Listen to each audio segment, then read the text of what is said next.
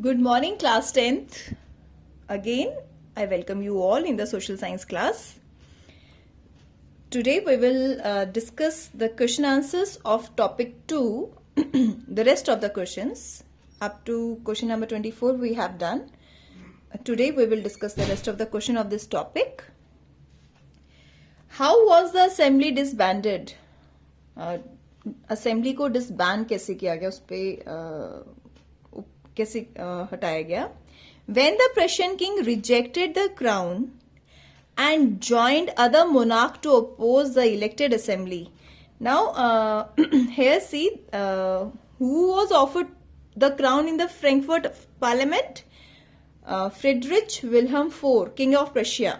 He was offered a crown for the monarch parliament, but this Prussian king rejected the crown. The crown that has been offered to him was rejected by the king of Prussia and joined other monarch to oppose the elected assembly. And this Prussian king opposed this assembly. The military became stronger and the assembly was disbanded. And after this incident, the military became stronger. So the assembly was disbanded. Where did the Frankfurt Parliament convene? Which right of women was denied in the Frankfurt Parliament? Where this Frankfurt Parliament held? कहाँ हुआ था ये?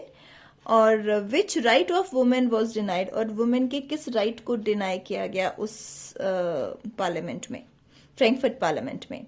In the Church of Saint Paul, Frankfurt Parliament was convened. Saint Paul Church में Frankfurt Parliament held हुआ था, and the right to vote of women was denied in this parliament. What changes were made in France after revolution in 1830? 1830 के revolution के बाद France में क्या क्या changes आए? What were the effects of revolutionary upheaval in France in 1830? और revolutionary मतलब this question में asked in this form also कि revolutionary upheaval के बाद फ्रांस में क्या effect आया? This question came in the board exam of 2011 and 2012 also. The effects of revolutionary upheaval in France in 1830 were, what were the changes came in France after this revolution? The Bourbon dynasty was overthrown by liberal revolutionaries. Liberal revolutionaries के द्वारा Bourbon dynasty को उखाड़ फेंका गया. A constitutional monarch was installed. Constitutional monarch, not only monarch. Please students, mind this. You have to remember this. Constitutional monarch was installed, headed by Louis Philippe. Louis Philippe को constitutional monarch बनाया गया. Constitutional monarch बना और उसको headed किया. उसका जो leader था वो था, उसको जो हाईएस्ट पोजीशन पे था वो था Louis Philippe. Belgium also break away from United Kingdom of the Netherlands. जो बेल्जियम था वो नीदरलैंड से अलग हो गया. यूनाइटेड किंगडम का जो नीदरलैंड था उसे उसको अलग कर दिया गया, हो गया. How did the Greek War of Independence mobilize nationalist feelings among the educated elite across Europe? How did Greek War of Independence? Now see the War of Independence of Greek. कैसे उसने लोगों में मोबिलाइज की nationalist feeling, कैसे इकट्ठी करी उन्होंने लोगों के अंदर नेशनलिस्ट फीलिंग को, और किन लोगों के अंदर? Among the educated elite group across the Europe. Greece had been a part of Ottoman Empire since 15th century. जो ग्रीस था वो 15th century से Ottoman Empire का एक part था. The growth of revolution started in 1821, but the growth of revolution has been started since 1821 in the Greece. The nationalist of Greeks government support from other Greeks living other parts of Europe. और Greek people जो Europe के other parts में रहते थे उन्होंने nationalist को support किया. जितने राष्ट्रवादी थे जो ये फीलिंग रखते थे नेशनलिज्म की, उनको सपोर्ट किया दूसरे पार्ट्स में रह के.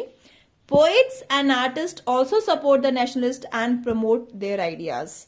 जो पोएट्स थे, आर्टिस्ट थे, वो भी अपनी राइटिंग्स में और जो आर्टिस्ट हैं अपनी क्रिएशन में नेशनलिस्ट फीलिंग्स को प्रमोट करते थे.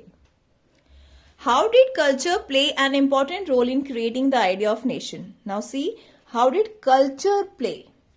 Explain the role of romanticism in creating national flag. This question is being asked in these two different forms. Romantic artists and poets created a sense of shared collective heritage, a common culture passed as the basis of nation. Romantic artist और जो poets थे उन्होंने एक sense of shared collective heritage को create किया लोगों के अंदर कि हम सब एक ही कल्चर को शेयर करते हैं. कॉमन कल्चर पास्ट, जो हमारा कल्चर है पास्ट का वो कॉमन है. इस बेसिस पे उन्होंने लोगों के अंदर नेशनलिज्म की फीलिंग को क्रिएट किया. They popularized the true spirit of nation and love for their motherland through folk songs, folk poetry and folk dances. Folk dance होता है आप जिस रीजन में रहते हो उस रीजन का जो बेसिकली हो. तो इन्होंने folk poetry, folk dances and folk songs के थ्रू लोगों के अंदर मदरलैंड के लिए अपनी फीलिंग्स को, स्पिरिट को क्रिएट किया. They emphasized on the vernacular language folklore to carry the nationalist message to the masses. Folklore means folk stories. उन्होंने एम्फेसाइज किया कि जो हमारी रीजनल लैंग्वेज है उसको वो उस पर एम्फेसाइज किया कि वो जरूर होनी चाहिए, उसको कोई रीजनल लैंग्वेज को कोई रिमूव नहीं कर सकता. Johann Gottfried claim that true German culture was to be discovered among the common people. और जो ये गॉटफ्राइड थे फिलोसफर जोहन गॉटफ्राइड, इन्होंने ये क्लेम किया, इन्होंने ये कहा कि हम जर्मन कल्चर को डिस्कवर करें कॉमन पीपल में. हमारा जर्मन कल्चर क्या है ये कॉमन पीपल को भी मालूम होना चाहिए. Language too played an important role in developing nationalist sentiments. Justify the statement. Now here is the culture we are talking about and in this question we are talking about the language. Why did Poland begin to use language as a weapon of national resistance?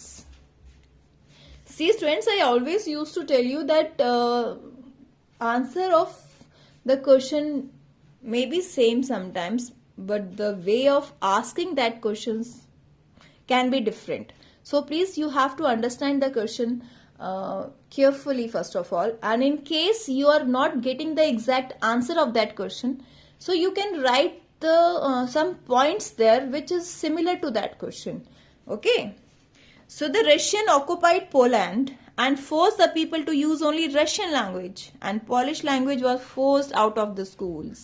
Now what happened when Russia occupied Poland? जब Russia ने Poland को occupy कर लिया, उसने लोगों को force किया कि वो रशियन लैंग्वेज को ही यूज करेंगे. उसने स्कूल से, रशिया ने पोलैंड में पॉलिश बोली जाती है, तो उसने स्कूल से भी जो पॉलिश लैंग्वेज थी उसको हटा दिया. And armed rebellion against Russian rule took place in 1831 was crushed. और जब पोलैंड में एक आर्म्ड रेबेलियन मतलब औजारों के साथ, हथियारों के साथ एक विद्रोह हुआ, तो रशिया ने उसको दबा दिया, उसको क्रश कर दिया.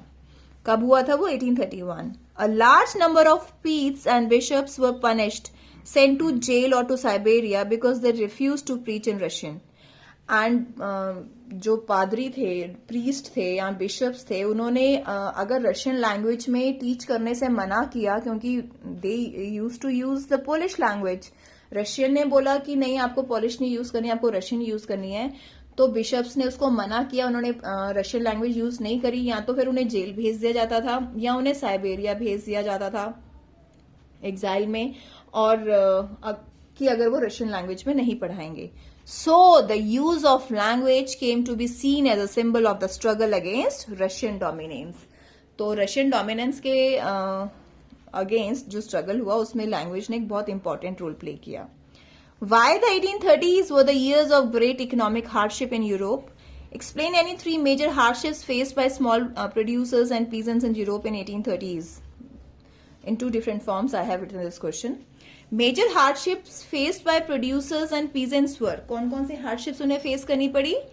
And enormous hardship मतलब मुसीबतें. An enormous increase in population all over Europe, Europe में बहुत इनॉर्मस इंक्रीज हुआ, बहुत ज्यादा बढ़ोतरी हुई पॉपुलेशन में. There were more seekers of jobs than employment, employment कम थी, रोजगार कम थे, लेकिन रोजगार को पाने वाले जो सीकर्स थे, नौकरी के लिए तलाश कर रहे थे, वो ज्यादा थे. Population from rural areas migrated to cities to live in overcrowded slums. Rural area से, गांव से या छोटे मोटे जिलों से जो लोग थे वो सिटीज में आ गए थे और क्राउडेड स्लम्स में रहने लग गए थे. Small producers in towns faced stiff competition from imports of cheap machine made goods. जो स्मॉल प्रोड्यूसर्स थे उन्हें एक स्टिफ कंपटीशन फेस करना पड़ रहा था. किसके साथ? क्योंकि जो इंपोर्ट हो रहा था, जो बाहर से गुड्स आ रहे थे, वो चीप थे, सस्ते थे, क्योंकि वो मशीन मेड थे.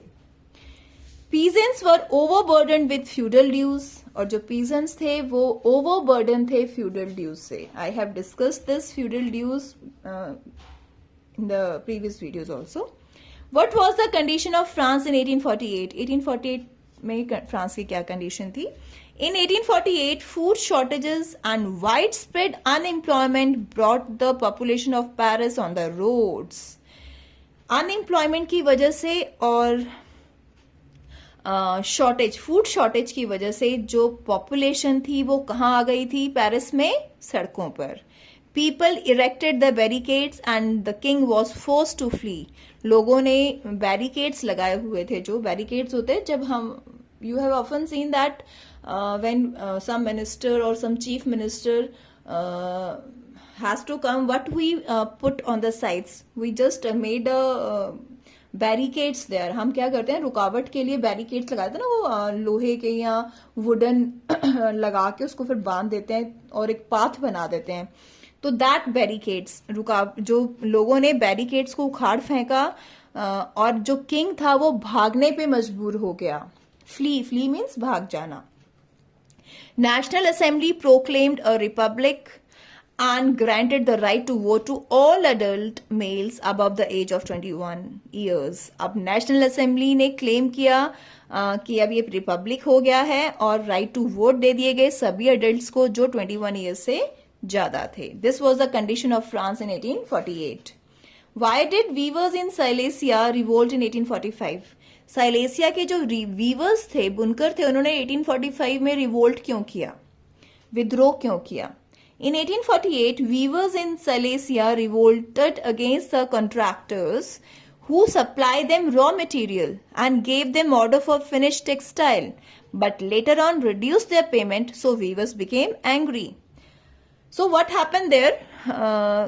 जो वहाँ के कॉन्ट्रैक्टर्स थे वीवर्स के, वो क्या करते थे, उन्हें रॉ मटेरियल सप्लाई करते थे, कच्चा माल देते थे और उन्हें ऑर्डर दे देते थे कि हमें ये फिनिश टेक्सटाइल चाहिए. और लास्ट जब उनका टेक्सटाइल वो रेडी हो जाता था, फिनिश्ड गुड जब फिनिश हो जाता था, और वो फिर क्या करते थे, उनकी पेमेंट रिड्यूस कर देते थे. पहले वो कमिट करते थे कि चलो हम 1,000 रुपया देंगे, and then they reduce it to ₹500 और 600. ऑब्वियसली अगर मैंने आपको बोला मैं आपको 100 रुपये दूंगी और 50 उसको कम करके बाद में 50 दूंगी, तो आपको गुस्सा आएगा, किसी भी ह्यूमन बीइंग को गुस्सा आएगा for their hard work. If you're someone is paying low for your hard work, then you will become angry. So happens with those weavers. So weavers became angry. On 4th June at 2 p.m., one group of weavers destroyed the house of the contractors. तो 4 जून को 1845 4 जून को viewers ने क्या किया, मिलके एक group of viewers ने मिलके क्या किया, कॉन्ट्रैक्टर का जो हाउस था वो जला दिया. और दूसरा group entered their store house and destroyed their finish textiles. एक ग्रुप ने तो घर जला दिया, दूसरा ग्रुप उनके घर में स्टोर हाउस में घुस के सारा जो फिनिश टेक्सटाइल था उसको खत्म कर दिया. Why is the period from 1830 to 1848 known as the Age of Revolution? This is our topic of this part. The name of the topic is Age of Revolution, 1830 to 1848. Why this period is called the Age of Revolution? The period between 1830 and 48 is symbolized with the Age of Revolutions. The first upheaval took place in France in July 1830. The Bourbon kings were overthrown by liberal revolutionaries.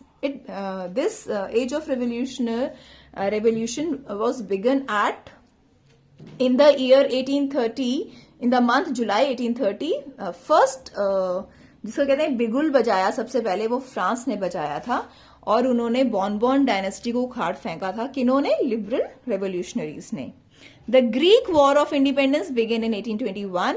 It also mobilized nationalist feeling among the educated elite across Europe in 1830 to 1848.